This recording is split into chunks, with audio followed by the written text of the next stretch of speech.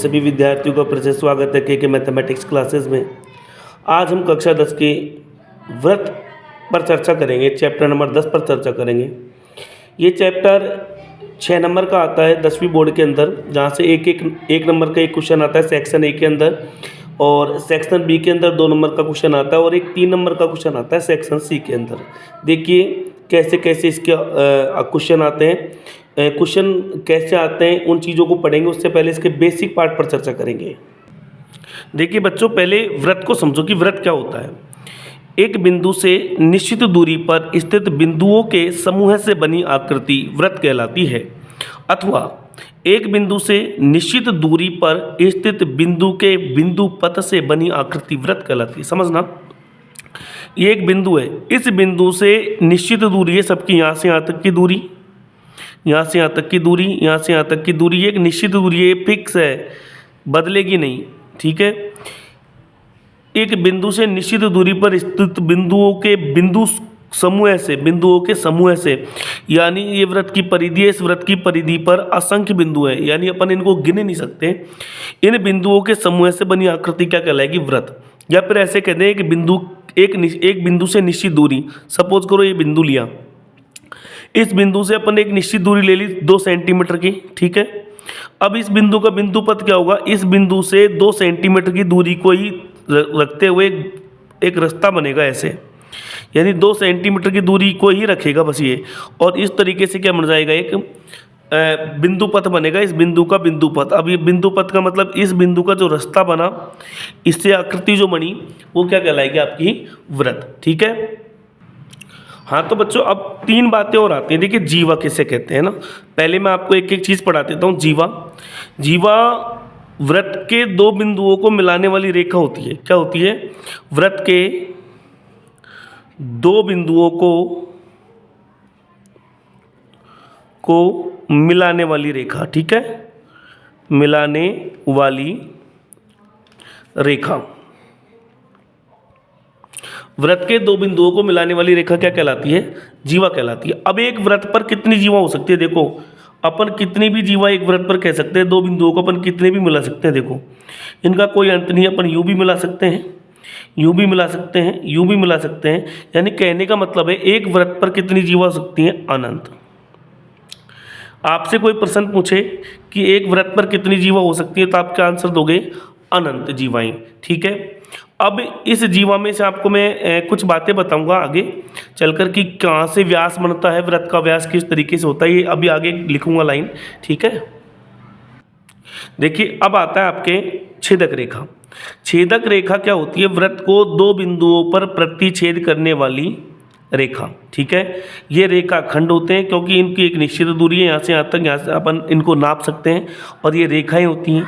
रेखा को अपन नाप नहीं सकते। छेदक रेखा व्रत को 2 बिंदुओं पर प्रतिच्छेद करती है और काटते हुए आगे निकल जाती है। देखो ये अपन को मिलाती, ये 2 बिंदुओं को मिलाती है और ये 2 बिंदुओं को काटते हुए आगे निकल जाती है। ठीक है, छेदक रेखा में और जीवा में ये फर्क है। तो एक व्रत पर कितनी ही छेदक रेखा हो सकती है, अपन इनको भी गिन नहीं सकते। अगर आपसे कोई प्रश्न पूछे कि एक व्रत पर कितनी छेदक रेखा हो सकती है, तो आप क्या लिखोगे? अनंत। क्या आंसर आएगा इसका? अनंत। ठीक है, क्योंकि एक व्रत पर बहुत सारे बिंदु हैं, इनको अपन गिन नहीं सकते। तो जितने बिंदु हैं उनसे अपन कितनी भी रेखाएं छेदक रेखा निकाल सकते हैं, ऐसी कितनी ही जीवा निकाल सकते हैं। ठीक है, आपसे पूछे सर्किल पर कितने बिंदु होते हैं, तो भैया अपन इनको गिन ही नहीं सकते हैं, अनंत बिंदु होते हैं। अनंत बिंदु, कितने बिंदु? अनंत बिंदु। एक सर्किल पर अनंत बिंदु हो सकते हैं। ठीक है, स्क्रीनशॉट ले लेना, आगे बढ़ते हैं भैया। अब आता है स्पर्श रेखा। स्पर्श रेखा होती है व्रत को एक बिंदु पर प्रतिच्छेद करने वाली रेखा। आमतौर पर बच्चे इस चीज़ को गलत पढ़ते हैं कि एक बिंदु पर स्पर्श करने वाली रेखा। एक बिंदु पर स्पर्श करने वाली नहीं, एक बिंदु पर प्रतिच्छेद करने वाली रेखा अपन इसको बोलेंगे। यानी स्पर्श रेखा आपके सर्किल को एक बिंदु पर प्रतिच्छेद करती है। ठीक है, एक व्रत पर कितनी स्पर्श रेखाएं हो सकती हैं, इन बातों पर मैं चर्चा कर रहा हूँ। देखो ध्यान से, ये व्रत है। अब इस व्रत पर अनंत बिंदु हैं। कितने बिंदु हैं? अनंत। जब एक व्रत पर अनंत बिंदु हो सकते हैं, तो एक व्रत पर अनंत स्पर्श रेखाएं हो सकती हैं। यानी कितनी? अनंत स्पर्श रेखाएं। ठीक है, स्पर्श रेखा एक वृत्त पर अनंत स्पर्श रेखाएं हो सकती हैं। लेकिन अब यहाँ से अलग अलग तरीके से क्वेश्चन आता है, इन चीज़ों को समझना, ठीक है। एक वृत्त पर अनंत स्पर्श रेखाएं हो सकती हैं, लेकिन अगर आपसे कोई प्रश्न पूछे कि वृत्त के एक बिंदु पर, तो वृत्त के एक बिंदु से अपन केवल एक ही स्पर्श रेखा निकाल सकते हैं। लेकिन अगर एग्जामिनर का प्रश्न ये है कि एक वृत्त पर कितनी स्पर्श रेखाएं हो सकती हैं, तो अनंत बिंदु है तो अनंत ही स्पर्श रेखाएं होंगी। अगर एक बिंदु से पूछे तो एक होगी, वृत्त पर दो बिंदु से पूछे तो दो होंगी, ठीक है। अब ध्यान से देखना भैया, एक वृत्त पर समांतर स्पर्श रेखाएं कितनी हो सकती हैं, देखो दो, यानी समांतर स्पर्श रेखाएं कितनी हो सकती हैं, दो हो सकती हैं। अब तीसरी रेखा खींचेंगे तो प्रतिच्छेदी रेखाएं हो जाएंगी, समांतर नहीं होंगी। तो एक वृत्त पर दो समांतर स्पर्श रेखाएं कितनी हो सकती हैं, दो समांतर स्पर्श रेखा, ठीक है। इस बात का ध्यान रखना, एक वृत्त पर कितनी स्पर्श रेखाएं हो सकती हैं, दो समांतर स्पर्श रेखाएं, ठीक है। अब आगे ध्यान से देखना कि कैसे एग्जाम में आपसे प्रश्न पूछा जाता है। अब सपोज करो एक वृत्त है, प्रश्न पूछा जाता है वृत्त के बाहर स्थित बिंदु से कितनी स्पर्श रेखाएं हो सकती हैं। वृत्त के बाहर स्थित बिंदु से, देखो वृत्त के बाहर स्थित बिंदु है तो इससे एक वृत्त पर कितनी स्पर्श रेखाएं हो सकती हैं, ओनली दो, दो से ज़्यादा नहीं हो सकती, ये ध्यान रख लेना। वृत्त के बाहर बिंदु से कितनी स्पर्श रेखाएं, दो, ठीक है, ये लिख दिया। बाहर बिंदु से कितनी हो सकती हैं, दो। वृत्त के ऊपर बिंदु से कितनी हो सकती है, एक बिंदु से एक। और ये देखो यहाँ से कितनी हो सकती है। अगर आपसे एक बिंदुओं के बारे में पूछे तो फिर मैं बता देता हूँ, देखो ये ध्यान रखना, ये लो वृत्त के ऊपर एक बिंदु पूछा है तो यहाँ होगी एक। वृत्त के बाहर आपसे कोई बिंदु पूछा है, वहाँ से कितनी स्पर्श रेखा हो सकती है, तो बाह्य बिंदु से वृत्त पर दो स्पर्श रेखा हो सकती हैं। वृत्त के ऊपर एक बिंदु है, देखो ये भी एक बिंदु है लेकिन ये वृत्त के बाहर है, तो वृत्त के बाहर बिंदु से दो स्पर्श रेखाएं हो सकती हैं। वृत्त के ऊपर एक बिंदु से कितनी हो सकती है, एक ही हो सकती है। और वृत्त के अंदर कोई बिंदु है तो उससे कितनी स्पर्श रेखाएं होंगी, जीरो, क्योंकि स्पर्श रेखा हो ही नहीं सकती। वृत्त के अंदर कोई बिंदु स्थित है उससे कोई स्पर्श रेखा नहीं हो सकती, ध्यान देना। वृत्त के अंदर पूछे तो जीरो, वृत्त के ऊपर पूछे तो एक, और वृत्त के बाहर किसी बिंदु से पूछे तो कितनी स्पर्श रेखाएं होंगी बच्चों, दो स्पर्श रेखाएं होंगी। मेरी बात आपको अच्छे से समझ में आई होगी, ठीक है। अब आगे आपको एक चीज़ और बता रहा हूँ, ये बेसिक बातें बता रहा हूँ, ठीक है, ये ध्यान से देखना। वृत्त की त्रिज्या क्या होती है, तो ध्यान से पढ़ना। वृत्त की त्रिज्या वृत्त के केंद्र और परिधि के मध्य की दूरी होती है। वृत्त का केंद्र ये है और वृत्त की परिधि ये है। वृत्त के केंद्र और परिधि के मध्य की दूरी ही त्रिज्या कहलाती है। तो ये हो गई वृत्त की त्रिज्या, ठीक है। एक वृत्त पर कितनी त्रिज्या हो सकती है भैया, एक वृत्त पर अनंत त्रिज्या हो सकती है। कितनी त्रिज्या हो सकती हैं, अनंत त्रिज्या, ठीक है। त्रिज्या की परिभाषा मैंने आपको बता दी, आराम से लिख सकते हैं। वृत्त के केंद्र और परिधि के मध्य की दूरी त्रिज्या कहलाती है। एक वृत्त पर अनंत त्रिज्या हो सकती है, ठीक है। हाँ तो बेटा अब पढ़ेंगे अपन व्यास को। व्यास क्या होता है, देखो अपन ने जीवा के बारे में पढ़ा था।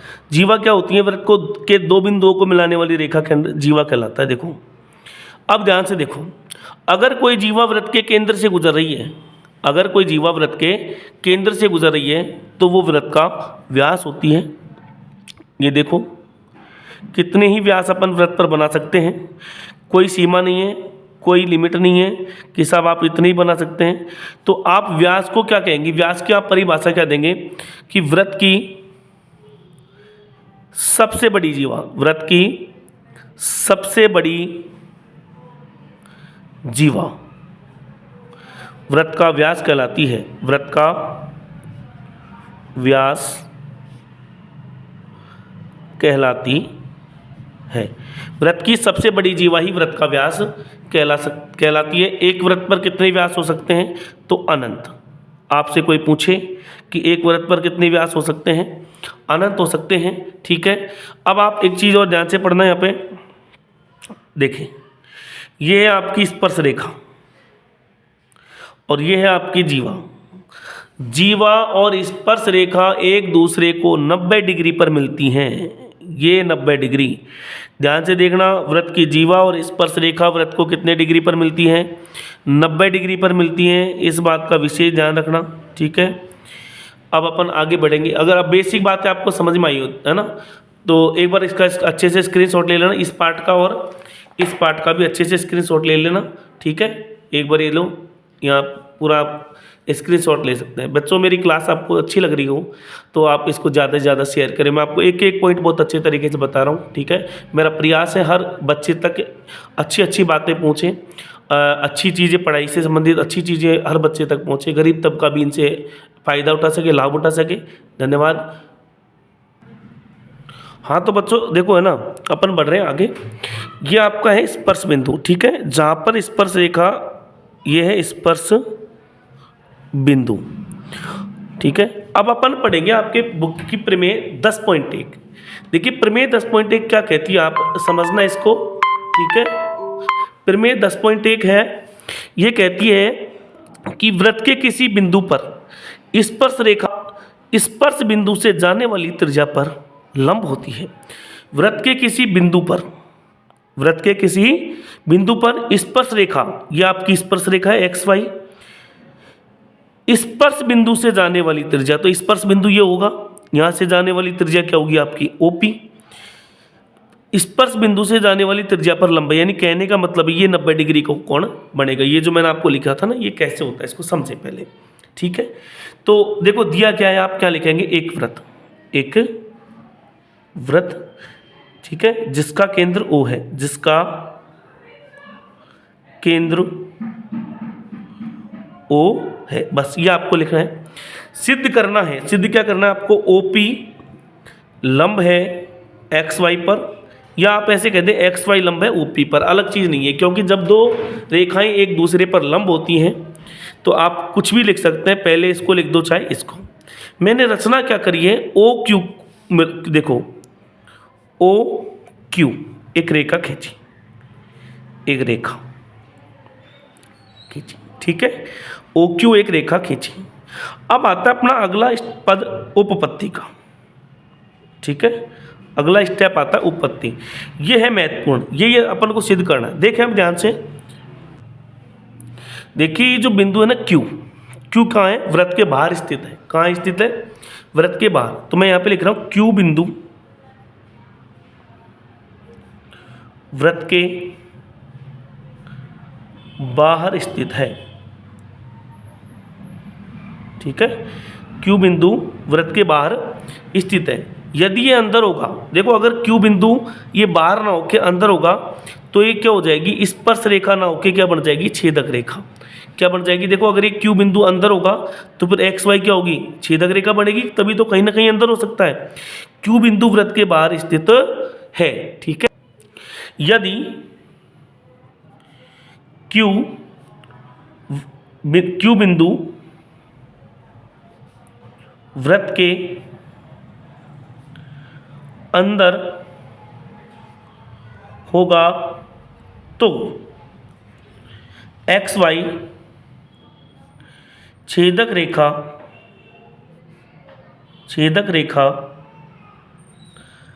बन जाती है, ठीक है। भाई देखो ध्यान से, अगर ये Q बिंदु बाहर ना होकर अगर अंदर होगा कहीं पर भी, तो ये XY क्या हो जाएगी, इसकी छेदक रेखा हो जाएगी, ठीक है। अतः ये स्पर्श रेखा नहीं होगी, फिर अतः ये स्पर्श रेखा नहीं होगी। ये बात आपको समझ में आ रही होगी अच्छे से। अतः देखो ध्यान से देखना, ये जो OQ है ना, अगर बाहर स्थित है तो आप क्या लिख दोगे, अतः OQ है ना, ये किससे बड़ा है, OP से। OQ किससे बड़ा है आपका, OP से बड़ा है, क्योंकि ये Q बिंदु P के अतिरिक्त XY पर कहीं पर भी हो सकता है, XY पर कहीं भी हो सकता है। OP न्यूनतम दूरी है। OP क्या है, OP इसकी न्यूनतम दूरी है। OP बिंदु O से XY की, यानी ये जो रेखा है ना XY, इसकी सबसे छोटी दूरी है OP, ठीक है। OP बिंदु O से एक्स वाई की न्यूनतम दूरी है, न्यूनतम दूरी है। ये बात आपको समझ में आ गई। अतः OP लंब है एक्स वाई पर। ये प्रमेय सिद्ध होती है आपकी, अच्छे से समझ लेना। मैंने पूरी उत्पत्ति लिखी कि Q बिंदु वृत्त के बाहर स्थित है। यदि Q बिंदु वृत्त के अंदर स्थित होगा तो एक्स वाई छेदक रेखा बन जाती है, क्योंकि अगर ये Q अंदर होता, कहीं पर भी होता, तो एक्स वाई, भाई सपोज करो मैं यहाँ साइड में बना देता हूँ, ये लो मैं एक लाइन खींच देता हूँ ऐसे। अगर Q बिंदु यहाँ पर स्थित है, ये देखो ये इसका केंद्र है, अब मैं इसको Q मान लेता हूँ, तो ये x और ये y अगर अंदर लेंगे तो ये फिर स्पर्श रेखा नहीं होगी, क्या बन जाएगी, ये छेदक रेखा। जबकि अपना प्रश्न क्या था, स्पर्श रेखा और त्रिज्या एक दूसरे पर लंब होती है, हमको स्पर्श रेखा ही लेनी है, ना कि छेदक रेखा। ठीक है, अतः ये स्पर्श रेखा नहीं होगी। अगर ऐसी कंडीशन है तो ये स्पर्श रेखा नहीं होगी। अतः OQ बड़ा है किससे, OP से। OQ किससे बड़ा है, OP से, क्योंकि ये वृत्त के बाहर स्थित है। भाई OQ कहाँ है स्थित, वृत्त के बाहर। P किस पर है, वृत्त के ऊपर। और कोई बिंदु अपन यहाँ लेंगे अंदर, तो ध्यान से देख लेना, अगर कोई सर्किल है, ये वृत्त मैंने बना दिया, अगर बाहर होगा तो केंद्र से ज़्यादा दूर होगा, वृत्त पर स्थित होगा तो वो इससे भी कम होगा, वृत्त के अंदर होगा तो उसकी केंद्र से दूरी क्या होगी, पास में होगी। ठीक है, OQ बड़ा हो गया OP से, क्योंकि Q बिंदु P के अतिरिक्त एक्स वाई पर कहीं पर भी हो सकता है, यानी P को छोड़कर इस एक्स वाई पर कहीं पर भी आपका Q बिंदु हो सकता है। P इसकी न्यूनतम दूरी हो जाएगी, अतः OP लंब हो जाएगा किस पर, एक्स वाई पर। यह आपकी प्रमेय 10.1 पूरी होती है। अब आते हैं हम प्रश्नावली 10.1 पर। तो बच्चों ध्यान से देखना, अपन ने जो बातें पढ़ी, बेसिक बातें पढ़ी, इसकी मूल बातें पढ़ी 10वें चैप्टर की। एक वृत्त की कितनी स्पर्श रेखाएं हो सकती हैं, तो आपका आंसर क्या आ जाएगा, अनंत। मैंने आपको लिखा दिया था, एक वृत्त पर अनंत स्पर्श रेखाएं हो सकती हैं। प्रश्न नंबर 2, रिक्त स्थानों की पूर्ति कीजिए। किसी वृत्त की स्पर्श रेखा उसे बिंदुओं पर प्रतिच्छेद करती है, तो वृत्त की स्पर्श रेखा उसको कितने बिंदुओं पर प्रतिच्छेद करती है, एक बिंदु पर। वृत्त को दो बिंदुओं पर प्रतिच्छेद करने वाली रेखा को क्या कहेंगे अपन, छेदक रेखा। क्या कहेंगे बेटाओ, छेदक रेखा कहते हैं, छेदक रेखा कहते हैं। एक वृत्त की दो समांतर स्पर्श रेखाएं हो सकती हैं, ध्यान रखना, एक वृत्त की दो समांतर स्पर्श रेखाएं हो सकती हैं, पढ़ाया आपको मैंने। वृत्त तथा उसकी स्पर्श रेखा के उभयनिष्ठ बिंदु को स्पर्श बिंदु कहते हैं। क्या कहते हैं इसको, स्पर्श बिंदु। ये आपको मैंने अच्छे तरीके से पढ़ा दिया था। ये आपके क्वेश्चन नंबर 1 और 2 कंप्लीट होता है। आपको क्वेश्चन नंबर 3 बहुत अच्छे से दिखाई दे रहा होगा, ध्यान से देखें। 5 सेंटीमीटर त्रिज्या वाले एक वृत्त के बिंदु P पर स्पर्श रेखा PQ के केंद्र O से जाने वाली एक रेखा से बिंदु Q पर इस प्रकार मिलती है कि OQ बराबर 12 सेंटीमीटर, तो PQ की लंबाई क्या है। ये अपना प्रश्न हो गया। अब इसका हल दें। हाँ तो बच्चों जैसा आपका प्रश्न था, देखो P बिंदु पर स्पर्श रेखा है, OQ आपको कितनी दे रखी थी, 12 सेंटीमीटर। ठीक है, OP आपको कितनी दे रखी थी, 5 सेंटीमीटर। हमको PQ की लंबाई निकालनी है। आपको ऑप्शन भी दे रखे थे क्वेश्चन में, पहले अपन प्रश्न को हल कर लेते हैं। देखिए आपको पता है वृत्त की त्रिज्या और स्पर्श रेखा कितने डिग्री पर मिलती है, 90 डिग्री पर। अब ये बढ़ गया आपका समकोण त्रिभुज, तो आप लिखेंगे समकोण त्रिभुज, समकोण त्रिभुज OPQ में। ठीक है, समकोण त्रिभुज OPQ में देखो कर्ण स्क्वायर बराबर आधार स्क्वायर प्लस लंब स्क्वायर। ये पाइथागोरस थ्योरम आपने अच्छे से पढ़ी होगी, अपन 6ठी 7वीं से इसको पढ़ना स्टार्ट कर देते हैं। पाइथागोरस कर्ण कौन होता है, 90 के सामने वाली भुजा, तो 90 के सामने कौन है, OQ, तो आप यहाँ लिखेंगे OQ स्क्वायर बराबर आधार, आप इसको ले सकते हैं या फिर इसको ले सकते हैं। ठीक है, OP square plus PQ square. अब आपको OQ कितना दे रखा है, 12, तो 12 का स्क्वायर कर दो बराबर OP कितना दे रखा है, 5, 5 का स्क्वायर कर दो। PQ का पता नहीं है। ठीक है, तो ये हो जाएगा 12 का स्क्वायर 144 होता है, 5 का स्क्वायर होता है 25, प्लस क्या हो जाएगा आपका PQ स्क्वायर। 144 माइनस 25, भाई ये इधर आएगा पक्षांतरण हो गया तो माइनस का हो जाएगा, ध्यान रख लेना, बराबर कितना PQ स्क्वायर। 144 में से 144 में से 25 घटाओ 119 आता है 119 बराबर PQ स्क्वायर। अब अपन को PQ का मान चाहिए ना कि PQ स्क्वायर का, तो मैं दोनों ओर क्या करूँगा, वर्गमूल, दोनों ओर वर्गमूल लेने पर, ठीक है। तो 119 का भी वर्गमूल ले लेंगे और पी के स्क्वायर का भी वर्गमूल ले लेंगे, तो आपके जो पी क्यू की वैल्यू निकल के आएगी 119 आएगी, ठीक है। ये आपका अंडर रूट में 119। तो ये आपके 4 ऑप्शन थे, पहला, दूसरा, तीसरा, चौथा। तो ऑप्शन डी आपका क्या हो जाएगा, राइट हो जाएगा इसमें, ठीक है। आपको क्वेश्चन समझ आया होगा। अब आपका अंतिम प्रश्न है इसका, एक वृत्त खींचिए और एक दी गई रेखा के समांतर 2 ऐसी रेखाएं खींचिए कि उनमें से एक स्पर्श रेखा हो तथा दूसरी छेदक रेखा, ठीक है। तो आप एक बार अच्छे से प्रश्न का स्क्रीनशॉट ले लें। देखिए आपका ये जो चौथा क्वेश्चन है इसमें क्या कह रहा था, एक वृत्त खींचिए, तो आपको एक वृत्त बना लेना है, किससे, प्रकार से, एक दी हुई रेखा के समांतर। तो आप कुछ भी एक रेखा खींचो, सपोज करो मैंने एक रेखा खींच ली है, तो आप फुटा होता है ना जिसको अपन इसको स्केल बोलते हैं, उसकी सहायता से एक रेखा खींच लेना। रचना आपको खुद से लिखनी है, देखो कैसे लिखेंगे, स्केल की सहायता से एक रेखा खींची, ठीक है। ये बिंदु O है, O बिंदु से इस पर क्या डाल देना है आपको, लंब। O बिंदु से इस पर आप क्या डाल देंगे, लंब। तो आपको लंब डालना आता होगा, नहीं आता है तो आप कमेंट में ज़रूर बताएं, मैं आपको इस पर भी एक क्लास तैयार करके दूंगा ज्योमेट्री की। तो यहाँ से आप लंब डाल देंगे, यानी ये 90 डिग्री बना देंगे, ठीक है, केंद्र से। अब अपन को क्या करना है, इस रेखा, ये जो आपने एक रेखा ली, सपोज करो मैंने इसका नाम दे दिया ए बी रेखा पर कहाँ से, केंद्र O से अपन ने क्या डाल दिया, लंब डाल दिया।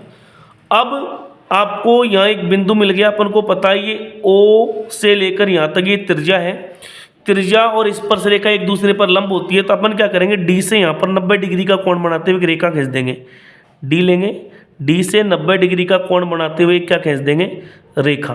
क्योंकि 90 डिग्री का कोण बनाते हुए एक रेखा खींचोगे ना, इसका नाम मैंने दे दिया सी डी। क्या नाम दे दिया, सी डी, क्योंकि ये 90 है और यहाँ पर भी 90 बनाओगे तो ये रेखा क्या हो जाएगी, इसके समांतर, ठीक है।